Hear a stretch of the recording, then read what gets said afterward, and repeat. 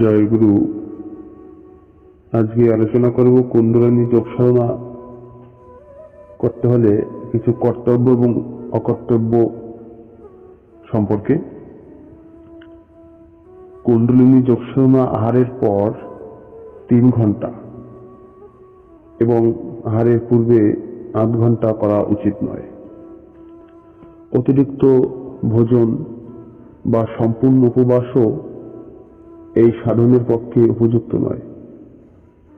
উদরের 4 ভাগের 3 ভাগ খাদ্য গ্রহণ করা কর্তব্য, বাকি খালি অংশ বায়ু চলাচল করার জন্য মুক্ত রাখতে হবে। শরীর খারাপ থাকলে, যেমন জ্বর জ্বালা থাকলে, অতিরিক্ত ক্রোধ এবং আনন্দের সময় এই যোগ বর্জনীয়। শান্ত পরিবেশে নিশীথে যোগ অনুষ্ঠান করা বেশি ফলদায়ক। গোপনে পরিচিতদের কাছে অজ্ঞাত থেকে, তর্ক বিতর্ক থেকে দূরে নিজেকে রেখে নির্জনে সাধন করা উচিত। নাম যশ সাধনার প্রধান শত্রু, নিজেকে মূর্খের মতন রাখাই সর্বশ্রেষ্ঠ। কুণ্ডলিনী সাধনের সময় বাড়ির বাইরে নিমন্ত্রণ খাওয়া উচিত নয়, কেননা খাদ্যের সঙ্গে যিনি খাওয়াচ্ছেন তার ভাব ঢুকে যেতে পারে।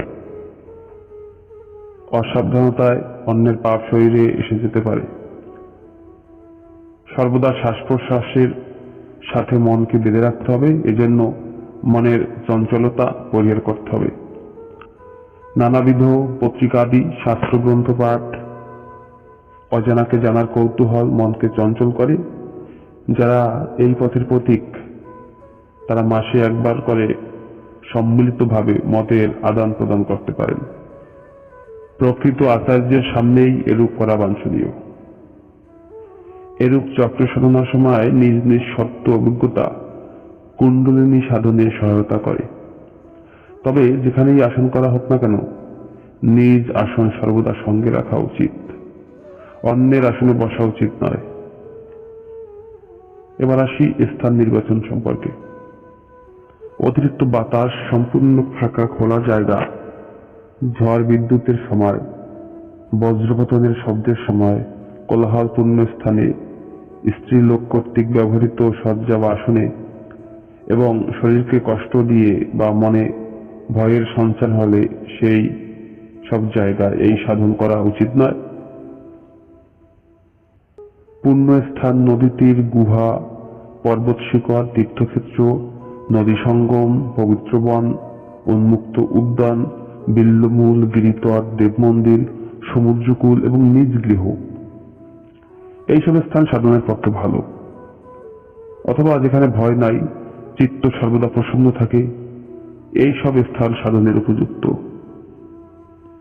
আমি ব্যক্তিগতভাবে বলতে পারি, সমুদ্রের ধার এবং নদী তীরে অতিরিক্ত বায়ু প্রবাহের ফলে কুণ্ডলিনী যোগ সাধন কঠিন হয়, তাই এই দুটি স্থানও বর্জন করতে পারেন। এছাড়াও মন্ত্রী, রাজনীতিবিদ, উচ্চপদস্থ কর্মচারী, রাজকর্মচারী এবং পরাক্রান্ত ব্যক্তিরা যে পথে চলাফেরা করেন সেখানে যোগীদের থাকা উচিত নয়। জীর্ণ দেবালয়, জীর্ণ উদ্যান, জীর্ণ গৃহ, জীর্ণ বৃক্ষতল, মরা নদী, বিল ইত্যাদি, শুকনো পুকুর ও কূপ, ভূগর্ভস্থ গর্ত, এসব স্থানে সাধনপ্রাপ্ত ব্যক্তি প্রবেশ করবেন না এবং জপ ও সাধনের জন্যও যাবেন না।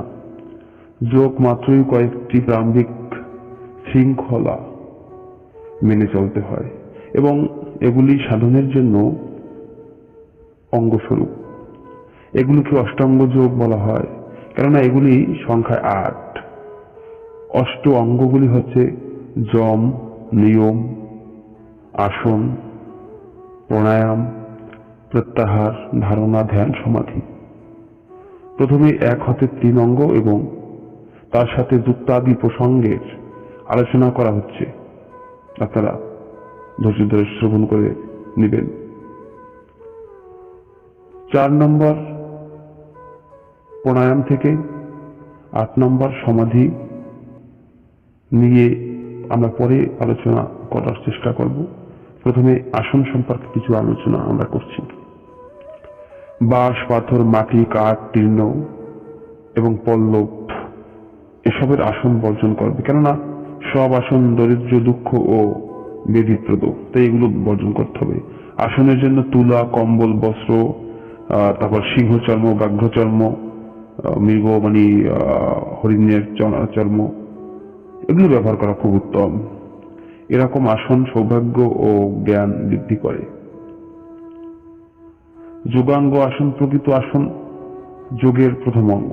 আসনের অভ্যাসের দ্বারা দেহের স্থৈর্য, আরোগ্য ও লঘুত্ব লাভ হয়। পদ্মাসন, স্বস্তিকাসন, সিদ্ধাসন এবং বীরাসন যোগের জন্য প্রশস্ত। গোমুখাসনেও বসা যায়, যে আসনেই ব্যক্তি শরীরকে কষ্ট দিয়ে দীর্ঘকাল সাধন করতে পারেন, ব্যক্তিবিশেষে সেই আসনই সে ব্যক্তির পক্ষে প্রশস্ত। এক আসনে বসে সাধনা করা উচিত। পিপাসা পেলে আসনেই বসেই ঘি এবং জল খাওয়া যেতে পারে। মাঝে মাঝে আসনে বসে পা বদলাতে পারেন। যদি ক্লান্তি আসে তবে স্বাভাবিকভাবে পাচ্ছাই বা দীর্ঘশ্বাস নিলে আরাম বোধ হবে।